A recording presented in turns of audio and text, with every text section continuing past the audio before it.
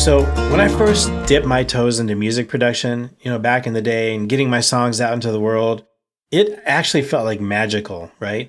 I would just upload something to YouTube, share it with my friends and family. It was super easy. It was simple. It was instant.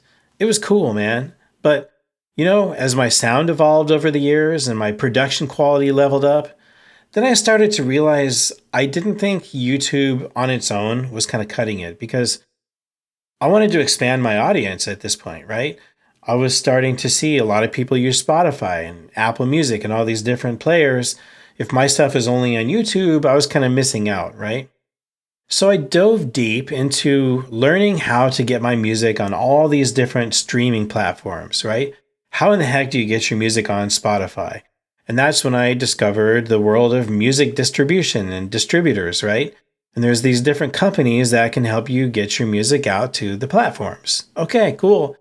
That's what I needed. I needed a service to bridge the gap between my studio and Spotify, right? And back then, and this was many years ago, right? But I did my homework. I explored all the options. I really weighed the pros and the cons for all these different services that were available at the time. And at the time, it came down to me to two of the heavy hitters, which was CD Baby and DistroKid. Now, a lot has changed since that time.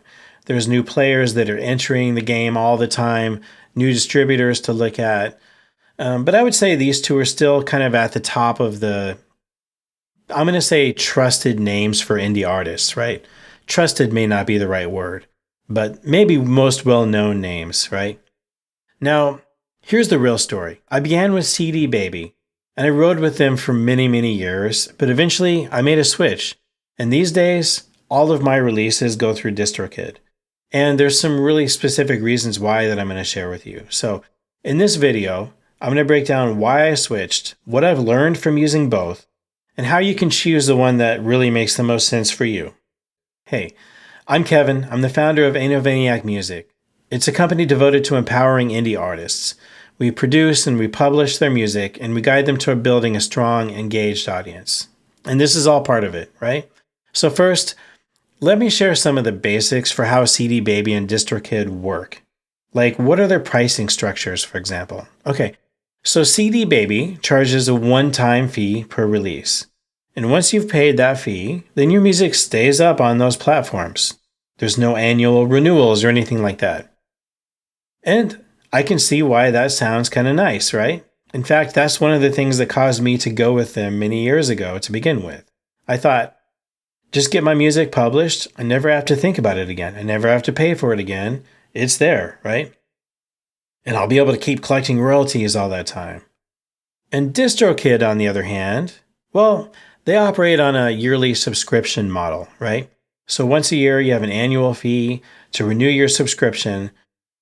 But what I've learned since then is that there's a big advantage, which is that with DistroKid, you get unlimited uploads, right? So I think one of the major differences then is how often are you releasing your music, right? Now for me, when I was just starting out, I maybe put out a new song or a new album every 3 to 6 months at most, right? And in that phase, I was thinking maybe CD Baby makes the most sense for someone like me. Literally, you just pay once and you keep it up forever. Pretty easy choice, I guess. But fast forward to now, I'm releasing music constantly, sometimes on a weekly basis.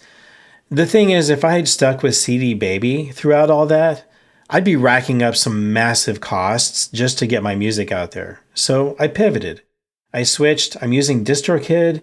And one of the reasons is because the annual plan actually ended up making way more sense for me and for my pace.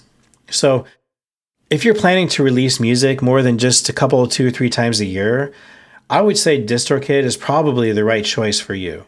And honestly, releasing music frequently has been a real game changer for me in terms of building my audience. So with DistroKid, I get to keep that momentum going. I don't worry about paying for each song individually that I'm uploading. Yeah, sure, there is an annual cost. There's an annual subscription fee. But the flexibility to keep my music coming out as fast as I want it to, that's been worth every penny for me. So, what's the real cost of getting your music out there with these two players? I'm going to break it down a little bit. So, CD Baby advertises this deal $9.99 per release fee, right? Doesn't matter if it's a single or an album, whatever. And it sounds really simple, really straightforward. Until you realize if you want them to collect your royalties, then you have to upgrade to their professional plan. They call it different things as time goes on, but it's like a pro plan, basically. And if not, then you're going to need to sign up with a separate PRO, which is a performance right organization on your own. And that's not free either. And it's kind of a massive headache, speaking as someone that's actually gone through all that in the past, right? So it reminds me a little bit of flying on Spirit Airlines, which I did once and I will never do again, because you get the original price for your ticket and you go, oh, this is so much cheaper than all these other airlines, right? But by the time you pay all the nickel and dime fees and you know how much it costs to not sit in the very back row by the bathroom, and how much does it cost to have one carry-on or two carry-ons or whatever, blah, blah, blah, you end up paying more in the long run and the experience is lousy. So just don't do it, right? And then here's the kicker, coming back to CD Baby. The thing is, once you factor in that upgrade, you're looking at about $30 for a single, right? Instead of that $9.99 deal, or maybe $70 for an album. Those are just ballpark figures, right? But for an indie artist that's trying to stay consistent with new releases, those upfront costs, they add up super fast. Even if your music stays alive forever, it's a lot to pay. But it doesn't stop there. You know, I have more to say about this. CD Baby also takes a minimum of 9% cut of your streaming and download revenue. Or if you're signed up for that professional plan, they actually take 15%, right? Considering that artists are already earning pennies per stream, actually, the truth is Spotify pays maybe 30 cents to 50 cents for every 100 plays. Giving even more to your distributor, it just seems like a pretty lousy deal, right? Now, here's another reason why I made the switch. With DistroKid, yes, you pay an annual fee, and that's it. In return, you get unlimited uploads, and you keep 100% of your royalties. Those are a couple of pretty big wins in my book, okay? So, for somebody that's releasing music frequently, it's kind of a game changer. I think no extra fees for every single album or single, no surprise commissions, just one flat rate and full control over your earnings. Once you get started and you get traction and the streams are starting to roll in, I think every penny matters and you're keeping more of those with DistroKid. So, all right, we've talked about pricing, we've talked about royalties. There's still more to choosing a distributor than just the upfront costs and fees, right?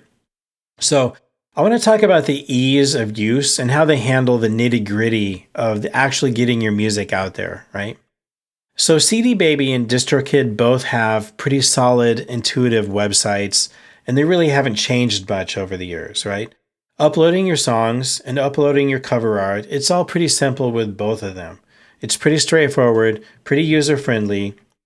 I think with either one, you're going to do one or two releases and you're going to pretty much understand. Or of course, there's tons of YouTube videos about how to do these things.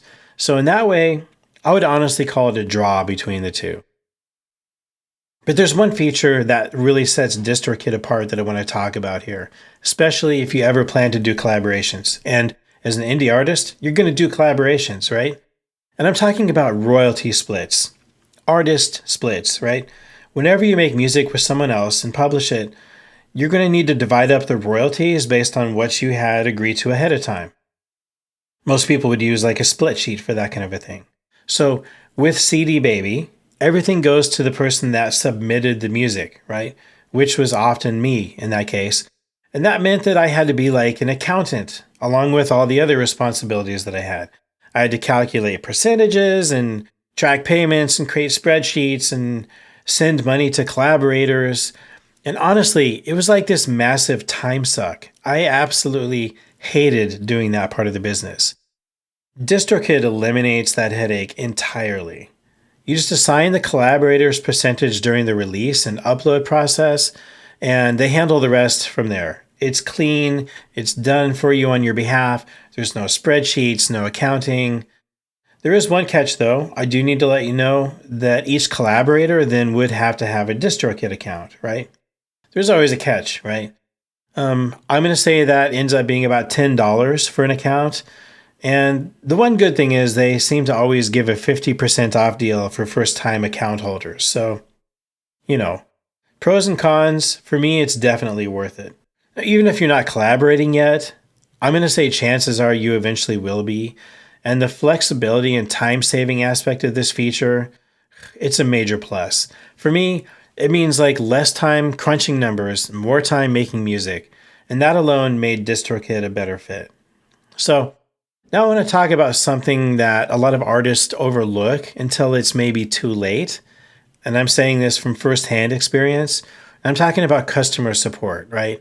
Now, I'm going to be real with you. Both CD Baby and DistroKid, I think they don't have a great reputation when it comes to customer service, right?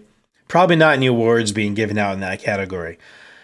If you browse through the reviews online, maybe look at some Reddit chains and things like that, you're going to see plenty of artists have been frustrated with both. And I get that. So don't just take my word for it. Obviously, do your homework, right? Make sure that you figure it out before you make a committal. But I can share my own experience. So about a year ago, maybe a year and a half ago at this point, something kind of strange happened, which is that one of my clients had their album just suddenly removed from Spotify, right? Now, I had paid CD Baby to publish the music and keep it streaming, one-time fee, right? And I wouldn't have to worry about it anymore. But what happened is that music got pulled down with zero warning.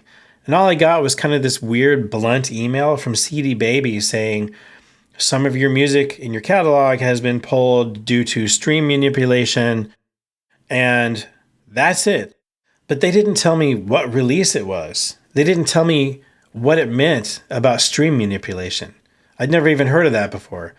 And then I had to go and play detective, right? Like combing through the entire catalog to figure out which of my clients was this even about and what album was it or whatever. It was super frustrating, right? And naturally, at the time, I reached out to CD Baby for clarification. Like I just wanted some basic answers, right? I reached out not once. I reached out not twice. I reached out, I'm going to say at least a dozen times over their chat bot and their email feature. And there's no point in calling a phone number. That doesn't work, right? I reached out so many times. And guess what? I heard back. Nothing. No replies, no explanations. I only got deafening silence from them. Ugh. As somebody who's been a loyal customer for many years with that company, honestly, it hit kind of hard. I was like, I felt ignored and unsupported, right?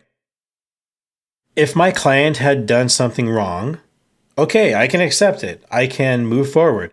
I can provide feedback and coaching and help make sure that doesn't happen again. But when I just had radio silence, I figured it was time to walk away. Like I'd had enough. And I moved my entire catalog away from CD Baby and over to DistroKid at that time. I'm talking all the music I had already paid to publish through CD Baby. I pulled it all down. I was like so mad, honestly. Now, let me be clear. DistroKid is not perfect either, obviously. I mean, most of their customer support also starts with AI and chatbots, and yeah, it can definitely feel pretty impersonal at first, but I can say that there's a clear difference, which is that when I needed human support, I eventually got it with DistroKid. Not at first, but eventually. And it was real support, and I got a real answer to my real question that I had. And that matters a lot, right? Because as an indie artist, you're juggling all these different things, right? Releases, promotion, branding, marketing, blah, blah, blah.